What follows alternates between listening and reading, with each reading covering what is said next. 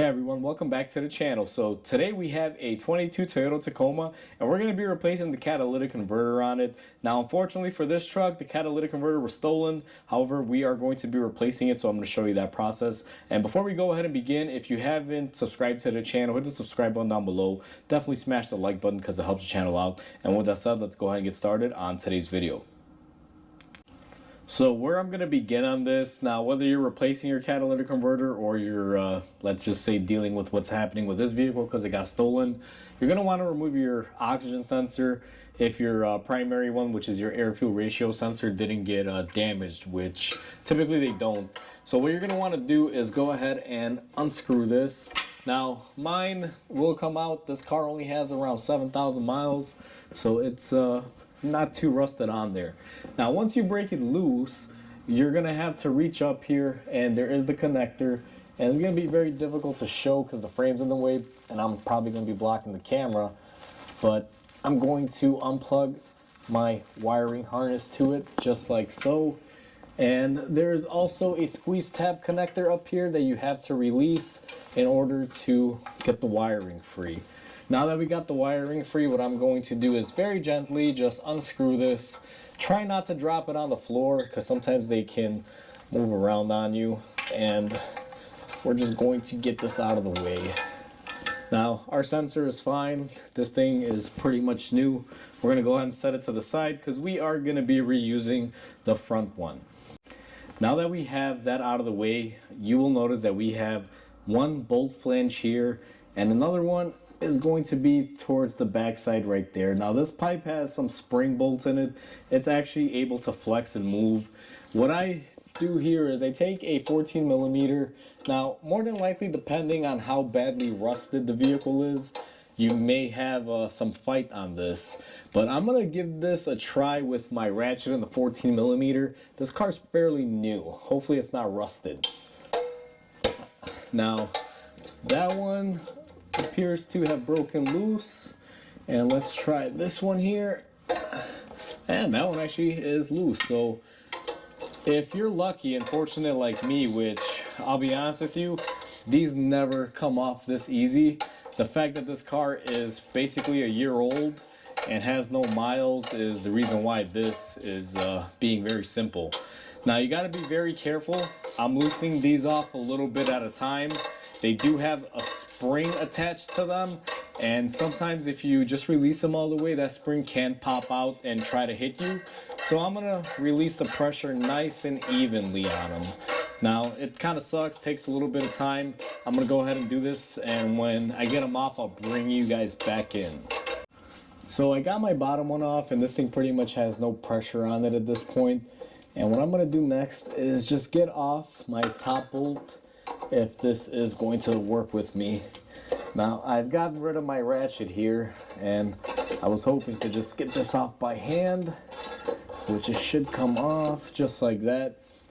And that is what you are expecting to take off. Now if your catalytic converter was in place, obviously you wouldn't have an issue or a pipe coming down like this one did individually. Ours is coming apart like this because they did steal it. And to show you guys the reason why you want to be careful, you see this bolt, it has a spring attached to it, has a little collar. These are specialty designed bolts. They help the pipe flex when the engine moves, so that way the exhaust is not a rigid system. That's why you got to remove these little by little, back and forth, even out the pressure, because if you just remove one, it has potential to potentially hit you or fly back at you. That's why we take precautions when we do that, just to play it safe. Now that we got our front pipe cleared up and everything, we still have a gasket that's on here. Now, I do have a new gasket that came with the aftermarket part that we're going to be using. However, this Toyota one looks a lot better. And since this car has low miles and these are a little bit girthier, because the aftermarket ones are a little bit skimpier, I may leave that on there. But for right now, I'm going to go ahead and take off the back section, and then before we install it, we're going to decide if we're going to reuse the old one, which is pretty much new, or if we're going to be swapping it out. I have yet to decide on that. I'm going to see what the back section looks like before we commit to doing a certain way on it. One thing before we remove our rear flange is we clearly have a second oxygen sensor here. If you have your sensor and your cat hasn't been cut off, you unscrew it like we did the front one and take it off. But on this one, they just chopped it off. So we're gonna squeeze the connector, remove it, and basically take off what's remaining of our oxygen sensor. Now we are looking at our back pipe, and this car is fairly new, but these are pretty rusted up. What I'm going to try to do is just hit them with some penetrating oil and seeing if I can just use my gun on them to take it off. Now these are 14 millimeter. It's a nut and the bolt setup. The back side here you have the nut head, which I'm going to be holding with my 14 millimeter wrench here. Not with the ratcheting side, but with the solid side. And then we have a 14 millimeter on an impact gun. Let's see if these come off.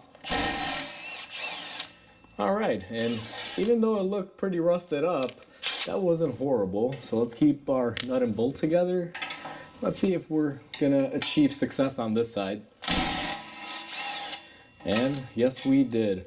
Now, I'll be honest with you, this is a rarity. Working on this car is an absolute pleasure, even though this isn't the best circumstances for this vehicle or its owner. But working on a brand new car for a change with no rust and bolts come off nice, I mean, this must be paradise. I believe this is what working on cars in a warmer state must feel like Florida or Texas, those areas that don't really get too much rust.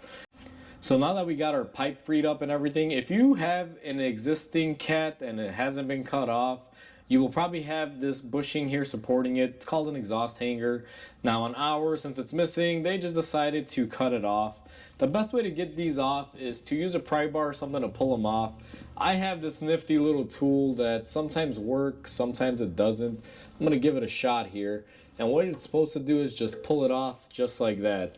Now, my tool actually worked. This is probably 2 out of like 500 times that this actually worked the way it should, mainly because it's newer. Sometimes when these are rusted up, the best thing for you to do is spray some sort of penetrating oil and then either prying them off or using this tool if you have it.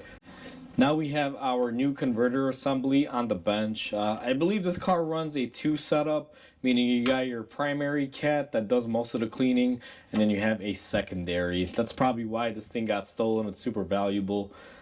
So this is our replacement. Now, our replacement is not an original. This is a aftermarket, I guess you can say quick replacement. It basically is exactly how the original one was, just not from the dealer. A lot of companies like Walker, AP Exhaust, they make these quick fit ones, and they work just as good as the original ones, and they will last. The only difference is that thieves are less prone to stealing these. Once they see these are underneath there and they're not their original ones, they are more prone to leaving your car alone. Plus, the cost of this is a lot less than it would be for a new one. To give everyone a comparison the dealer wanted close to $1,800 with tax for the part. This is costing around $1,000, and it's the same quality. They guarantee it for a while, and I've used these ones before. They seem to work pretty good. I haven't had issues or anything like that. Plus, the best thing about these is, like I said, most thieves that are seasoned will see this is not an original. They won't bother stealing it, so that way you don't have to do this job twice or 3 times. I've had customers that replace cats with original ones, and then they get targeted again, and it's just an ongoing thing until they put aftermarket cats on there. Then they're basically not dealing with any issues. But overall, now that we are on the bench, this is our part. There's going to be some things that you could do here right now to make your life easy. Now, most of these come with these little plugs attached where the oxygen sensors would go. Here's one of them, and then the other one is here. It's kind of difficult to show. Now, these are going to be a Allen head, an 8 millimeter. I'm just going to use my gun to remove it. And they're just plugs, like I mentioned. They're not anything that is sealed in there like properly. They're just there to preserve the threads. We're going to go ahead and remove both of them. And what they look like is this. Now, you don't really have a use for these after you take them off. You can throw them away, or if you're a type of person that wants to hold onto stuff like I am, I tend to hold on to them. I use those here and there to try to repair the threads on these bungs on an older vehicle when I have to take off an oxygen sensor and it might strip out. Sometimes they come in handy for me. But overall, now that we got those off, while it's on the bench, it's probably going to be in your best benefit to reinstall your air-fuel ratio sensor, which is your primary one that will go right up here. And then our secondary one that they stole would go right here. And what I always like to do on these, and you don't want to overdo it, but you take a little bit of copper anti-seize, and I use ones that typically comes in the Denso pack. They give you so much of it. What I like to do is just put a little bit on the threads. You don't gotta go crazy, and you definitely don't want to get this on the oxygen sensor itself. I have seen people smear this stuff on and wind up ruining it. What you want to get is something like that, just on the threads. Avoid getting it on the tip portion. And what you're going to want to do is go ahead and just thread it into the front. Now, I like doing this on the bench. As you can see, it's so much easier. And then we're going to take our wrench here for tightening and go ahead and just snug it up. Now the downside is that you're not going to be able to grip it and really tighten it on like crazy, but just snug it up on the bench and you can actually tighten it when we put it on the vehicle. Now if you get your new oxygen sensor like this one, the secondary one that they cut off, you're going to have this little plastic protector that will typically be on the threads like that. Go ahead and pull that off. Do not try to install it with that on there, because I have seen that in the past where people try installing them with that. This one did come with some anti-seize on there. However, I still prefer to add my own. Anti-seize on these is the best thing you can do. It'll help keep it from seizing on there after a few years. Now, I doubt you're going to be replacing these every couple years. Oxygen sensors do tend to last for quite a bit. But it's always good to make it easier for you or for the next guy, depending on who's going to work on it. So what we do is put it on just like that. Again, avoid the sensing part of it where all the little holes are. And we're just going to simply take it and screw it in. It's so much easier this way. You could do it on the car, but you know, it's a lot easier when you have it out in the open and nothing's in your way. Now this one you can probably crank down quite easily. Because I can't hold it into place. So I'm going to give this a nice snug just like that. And I'm going to actually try this one here too. But usually I recommend doing it on the car so you don't drop it. You can see this one's fighting me a little bit. So there we go, just like that. Now you can torque these on there. I'll be honest with you, I've never torqued on an oxygen sensor in my life. I normally just tighten them by hand. You can normally feel when that little washer crushes and seals, and that's pretty much all you need. It's fairly easy. I believe I got them pretty tight on there, but I will check once they're on the car. But now that we have our assembly together, we're going to go ahead and place it on the car. And I did wind up making up my mind on this. We are going to be replacing that donut gasket, so I'm going to show you how to remove that in the next clip. So we are back on our exhaust pipe, and we got to remove the donut gasket. The best way to do this is come in with a flathead screwdriver from the backside and just gently pry on it. They will tend to come off unless they've been on there for years. Mine, as you can see, came off pretty easily. And the reason why I'm replacing it is because I just don't want to risk it. I have the new parts. Even though this is a nice part from Toyota and it's not really bad, I still just don't want to risk it. So now that we have the old one off, what I'm going to do is go ahead and take our new one, and you're going to want to gently press it into place. They should stay in place just like that. So now it's going to be difficult to show this, but I just got the camera zoomed out. We got our new pipe and everything, and we are going to install it. And I believe the way this is going to go in is we have to fish it in through the cross member. Now I believe it's easier to fish it in through the front way like this. It's kind of an angle game. You're going to have to play your angles. Be careful if your oxygen sensors are installed, because those have potential to getting kinked up and being hit on something. And it shouldn't be horrible, to say the least. Like on ours here, I think all I gotta do is spin ours this way, and we are basically in place just like that. Now I should be able to leave this in here. Hopefully it doesn't roll on me. Sometimes having a helper or a second hand is the best thing. Now we are looking at our front flange, and what you're going to want to do is get it close to where it'll line up on here. We got ours fairly close. Now I'm going to take a 14 millimeter with a really long extension because I want to make it comfortable on me, and we're going to take a bolt and our spring, make sure they're attached. We're going to put the two together, and this is the part where it may want to fight you a little bit, but your goal is to basically push it forward, get it to line up, and get your bolts in here. Now, it's a little bit easier said than done because these do want to fight you a little bit. Now, I'm going to do it off camera. Now we are looking at our rear flange. It's time to install it. Now, on the rear flange, it's going to be a little tricky. It may even scare you a little bit. The front is a little difficult, but it's just overcoming spring pressure.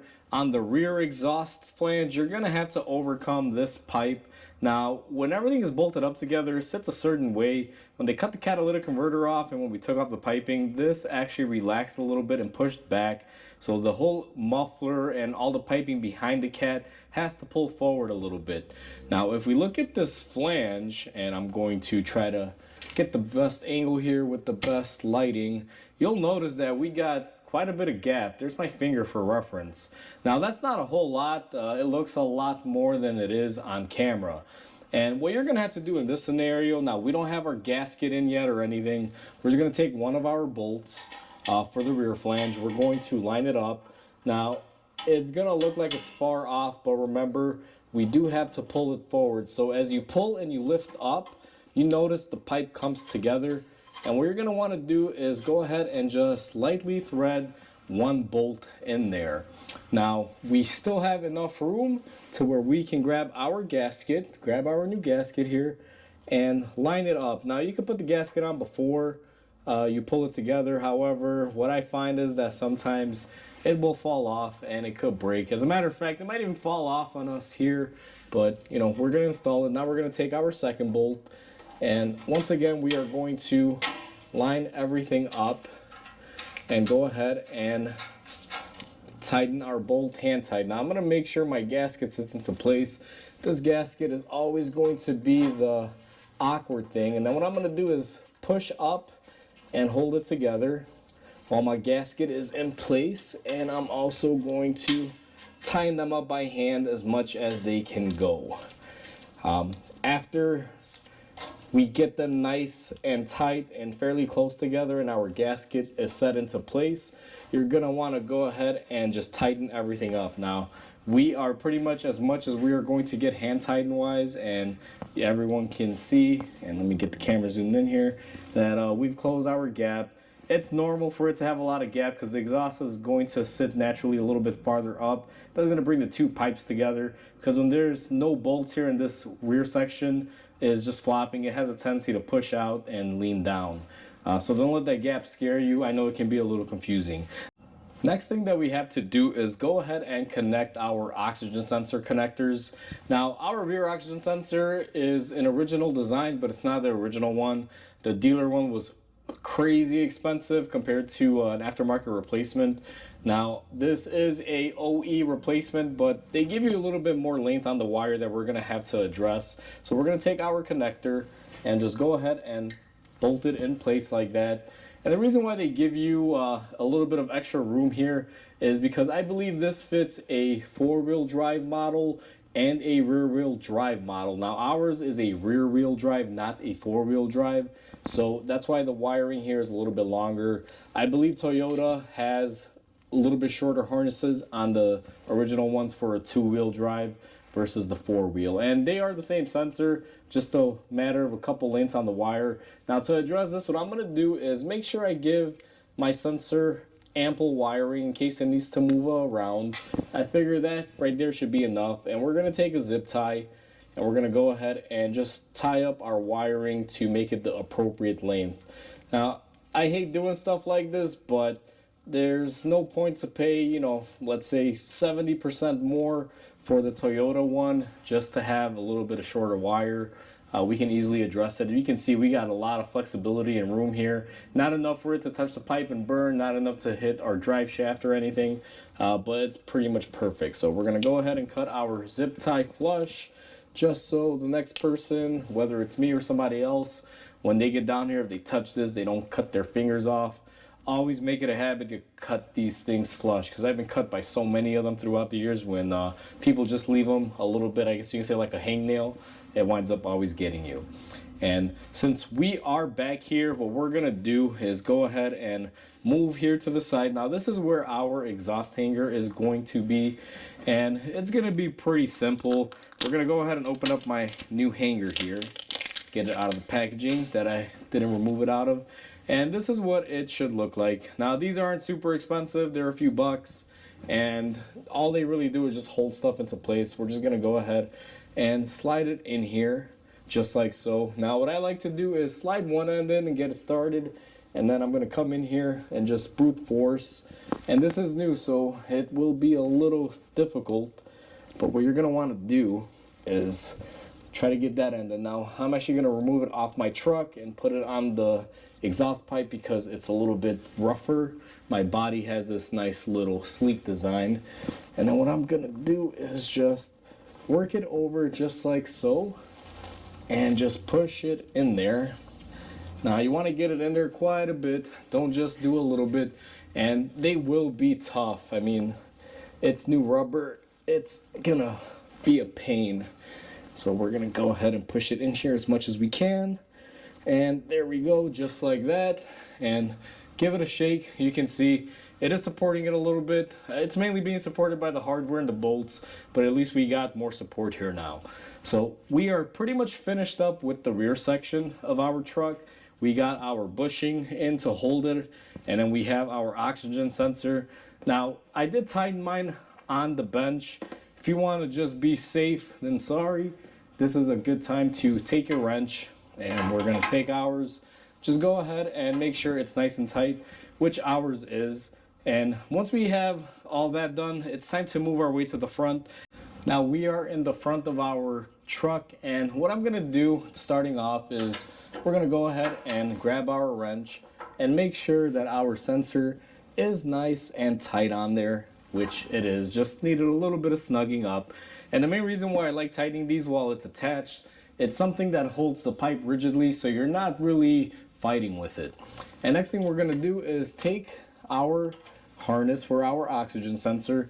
Now this part is gonna be difficult to see, but we have our little attachment point on the bracket to hold our wire. We're gonna go ahead and snap it into place there. And then we're gonna reach on over and go ahead and connect it onto our wiring connector. So now that we've installed everything and you want to check for your leaks, the best method that I found is to go ahead and start the car and just listen. Sometimes if you have an exhaust leak, you'll hear it. It'll sound like a bag floating in the air, like a or like a kind of a sound. It just really varies on the car.